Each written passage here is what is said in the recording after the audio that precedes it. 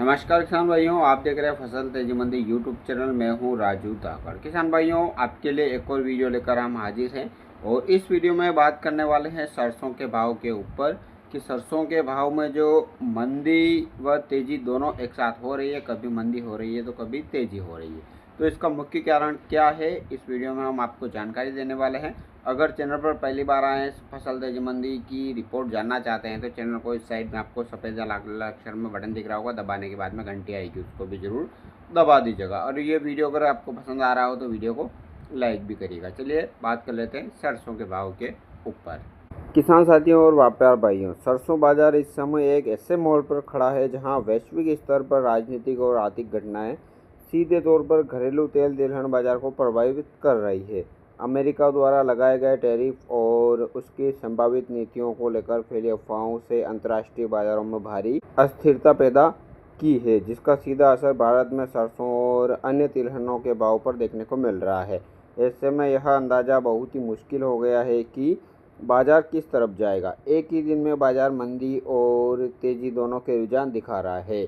फसल तेजी मंडी मीडिया हम तेल तिलहन के बाजार की हर छोटी बड़ी खबर का विश्लेषण करते हैं। अगर अंदाज़ा लगाने की कोशिश करते हैं कि बाजार की ओर किस और दिशा में क्या कर सकता है। आपकी जानकारी के लिए बता दें कि हमारी सभी रिपोर्ट अभी तक 99% सटीक बैठी है, इसलिए आप इस चैनल को सब्सक्राइब करें जिससे कि आपको आगे तिल तिलहन के बाज़ार की गहराई से विश्लेषण की जानकारी मिल पाए। अंतर्राष्ट्रीय बाजार का असर। सबसे पहले विदेशी बाज़ारों में चल रहे घटनाक्रमों को समझते हैं। कल अफवाह उड़ी कि ट्रंप सरकार अगले 90 दिनों के लिए टैरिफ को स्थगित कर सकती है, जिससे शाम अंतर्राष्ट्रीय बाज़ारों में थोड़ी रिकवरी को देखने को मिली है।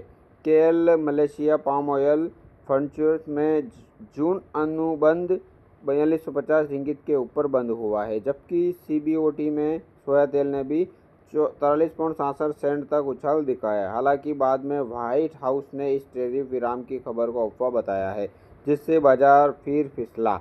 इसका असर भारत के खाद्य तेल बाजार पर साफ दिखा, जहां कांडला पर सोया रिफाइंड 1230 और सीपीओ 1265 पर बंद हुआ।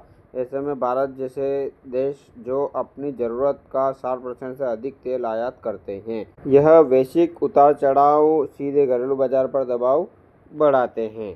ताज़ा मार्केट अपडेट। किसान साथियों और व्यापार भाइयों, अगर घरेलू बाजार की बात करें तो सोमवार को सरसों के बाजार में काफ़ी उतार चढ़ाव देखने को मिला है। सुबह के समय बाजारों का भाव 50 से लेकर 100 रुपये तक मंदी दिख रहा था, लेकिन बाद में इसकी रिकवरी आई और भाव लगभग स्थिर बंद हुआ। जयपुर में कंडीशन सरसों के भाव 6300 प्रति क्विंटल रहे। दिल्ली में सरसों का रेट 6150, चरखी दादरी में 5950, भरतपुर में 5900 और हिसार में 6000, बरवाल में 5775 रुपये देखा गया है। प्लांटों पर क्या रहा रुझान। ब्रांडेड तेल मिलों ने सरसों के भाव में काफ़ी बार गड़बड़ की। सरसों तेल की मांग की तेजी को देखते हुए बड़ी कंपनियों ने अपनी खरीद को बढ़ाया है। यही कारण है कि सलोनी प्लांट ने सुबह 50 रुपये घटाकर रेट कम किया था, जिसे बाद में 50 रुपये फिर बढ़ा दिया गया है। इससे स्पष्ट संकेत मिलता है कि बाजार में सरसों की आपूर्ति सीमित है और मांग स्थिर बनी हुई है। अंत में सलोनी प्लांट पर सरसों का भाव 6800 का रहा है। आगरा में शारदा प्लांट पर सरसों का भाव 6500, बीपी प्लांट पर 6550, गोयल कोटा प्लांट पर 6100, अदानी बूंदी और अलवर प्लांट पर सरसों के भाव 6125 रुपये प्रति क्विंटल रहे हैं। सरसों बनाम अन्य तिलहन। जब विदेशी तेल जैसे पाम और सोया की आपूर्तियाँ कीमतें प्रभावित होती है, तब सरसों तेल प्रभावी विकल्प बनकर उभरता है। अभी पोर्ट पाम तेल की घरेलू आपूर्ति कमज़ोर है और स्टॉक सीमित है। ऊपर में अंतर्राष्ट्रीय स्तर पर टैरिफ को लेकर तनाव भी स्थिति बनी हुई है, इसलिए सरसों तेल की मांग और स्थिति बन सकती है। मूंगफली और बिनोला तेल की भी स्थिति भाव है और इसमें तेज उतार चढ़ाव की संभावना कम है। सरसों में आगे क्या रह सकता है रुझान। किसान साथियों और व्यापार भाइयों, जैसा कि हमने अपनी पिछली रिपोर्ट में बताया था कि देश में 1 अप्रैल 2025 को सरसों का कुल स्टॉक लगभग 106.75 लाख टन है, जिसमें से 92.25 लाख टन किसानों के पास है। क्रैशिंग और रफ्तार मजबूत बनी हुई है और प्रोसेसिंग के अनुसार मंडियों में आ रही सरसों की क्वालिटी बेहतर है। कम नमी, अधिक तेल की मात्रा में ऐसे में खरीदार सरसों के खरीद के लिए लाभमंद दिख रहे हैं। लंबी अवधि के लिए किसान चाहें तो सरसों को होल्ड कर सकते हैं, जबकि व्यापारी 5,950 के नीचे के भाव पर खरीद स्टॉक बना सकते हैं। वैश्विक स्तर पर टैरिफ वॉर की अस्थिरता के बावजूद भारत में सरसों बाजार मजबूत सपोर्ट पर टिका है। आवक घट रही है, तेल की मांग बनी हुई है और कंपनियों की सक्रियता से संकेत मिलता है कि भाव लंबे समय तक नीचे टिकने वाले नहीं है। सरसों की आवक अगर नहीं बढ़ती है तो जल्दी ही जयपुर में भाव 6400 के पार चले जाएंगे।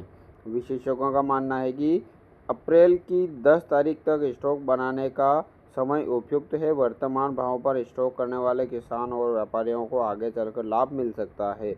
हालांकि किसानों और व्यापारियों को सरसों की आवक और विदेशी बाजारों के घटना क्रम पर नज़र रखनी होगी और उसी हिसाब से अपने निर्णय में समय समय पर परिवर्तन करना पड़ सकता है। किसान भाइयों, सरसों के ऊपर ये थी जानकारी और व्यापार अपने विवेक से करें। किसान भाइयों, किसी की बातों में ना आए।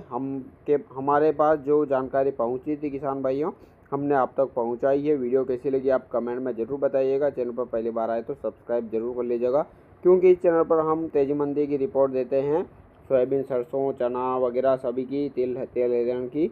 तो आप चैनल को सब्सक्राइब करने के साथ साथ में वीडियो को लाइक भी ज़रूर कर लीजिएगा। मिलते हैं नेक्स्ट वीडियो में, तब तक के लिए जय जवान जय किसान।